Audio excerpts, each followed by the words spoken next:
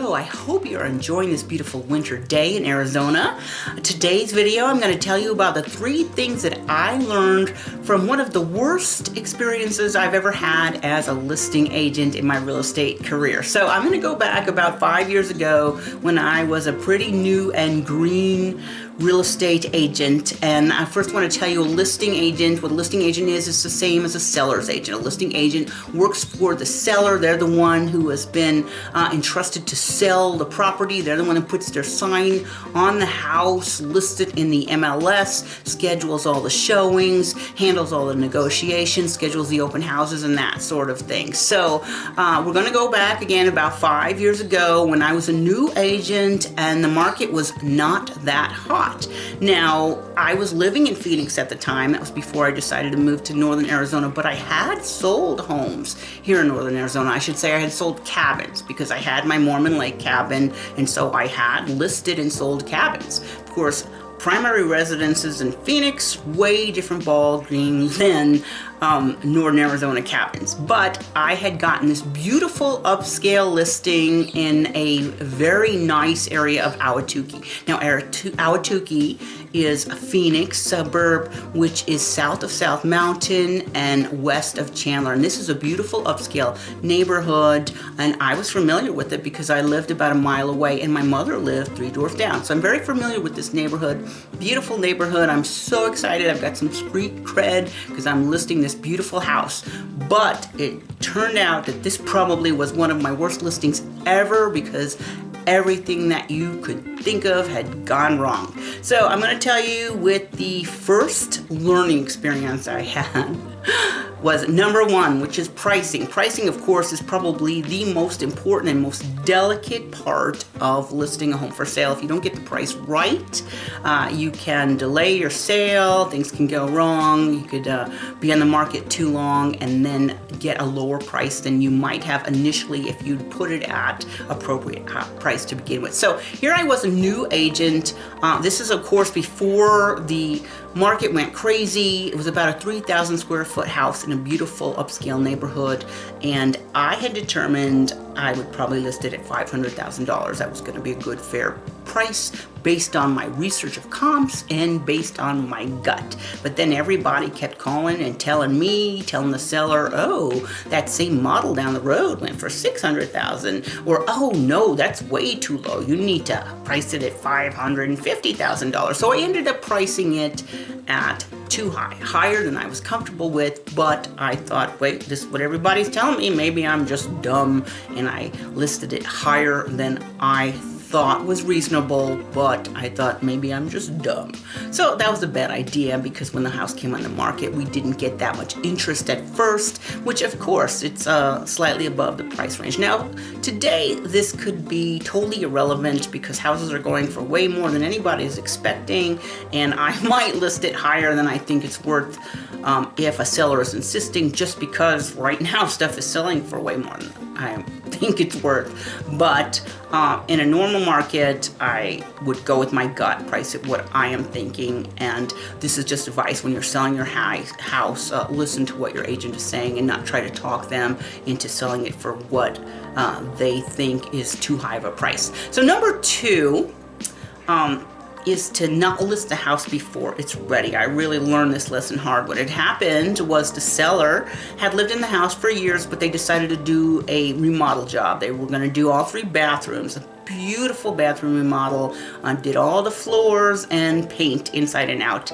And let me say, the finished result was beautiful, but not without problems, because yeah, you think that contractors have only been slow today, but no, even 5 years ago, you hire a contractor, it takes them 3 times longer than they promise. They say they're showing up on a day, they don't show up, they show up 3 days later, they show up and then they leave halfway through the day. So getting the work done was very difficult. The job had dragged on for 6 months, 8 months, and the seller was carrying not only a first mortgage, but a second payment to cover the remodeling expenses. And now summer was approaching, and in Phoenix, this house was $700-800 a month to cool down. So sellers getting panicked, please can we go live, can we list it? And I listed it before it was quite actually ready, which was my mistake number 2, and I would never do that again.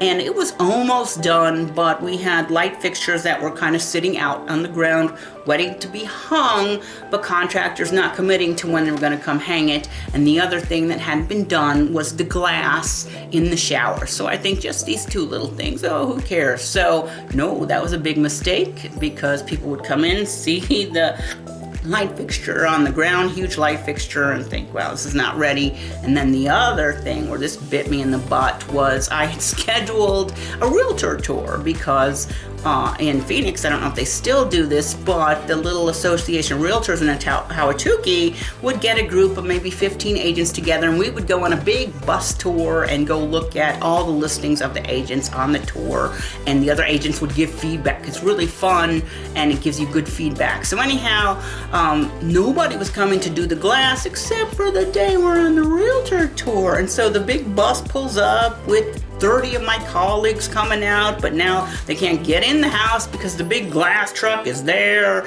and they've got big glass panels in that part of the house, so they can't walk into the part where there's a bathroom and bedrooms. It was a complete disaster, and I felt like a moron.